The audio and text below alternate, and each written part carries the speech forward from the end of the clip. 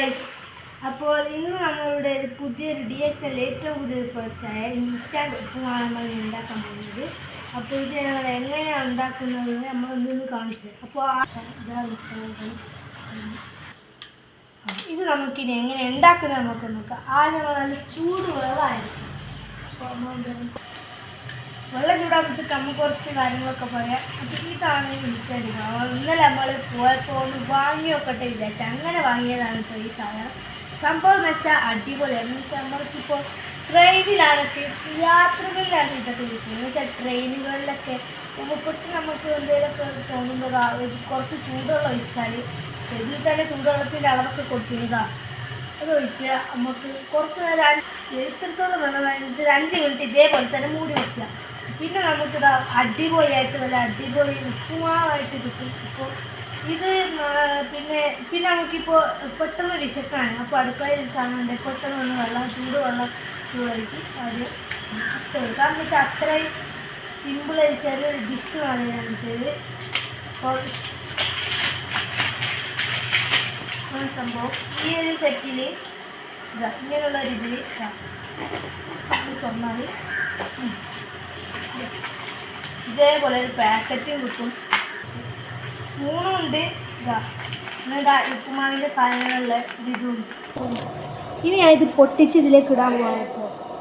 ഇപ്പോൾ പൊട്ടിച്ചിടാൻ പോവാണ്. ഇതിൻ്റെ ഉള്ളിലെ സാധനം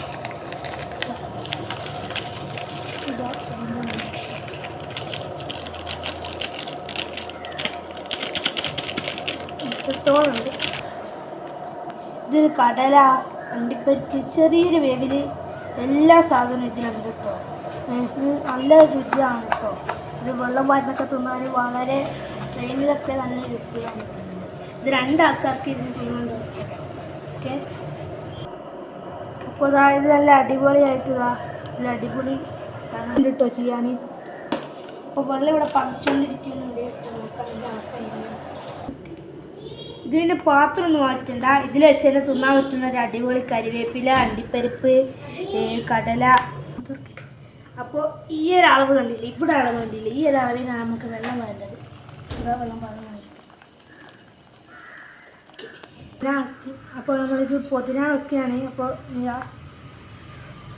കൂടി ചൂടുവെള്ളം.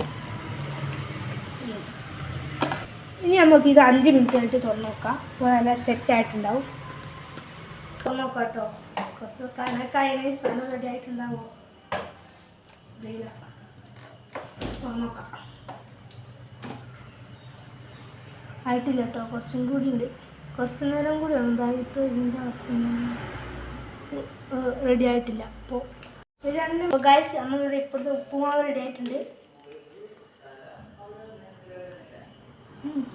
നല്ല ടേസ്റ്റ് ഉണ്ട് കേട്ടോ. അപ്പോൾ ഗൈസ്, നല്ല ടേസ്റ്റ് ഉണ്ട്. ഇത് വേണ്ടവർ നമ്പർ എടുത്തിട്ട് അതിൽ വിളിക്കുക, വാങ്ങുക, പിന്നെ ഉണ്ടാക്കുക, തിന്നുക. Okay, tata bye bye.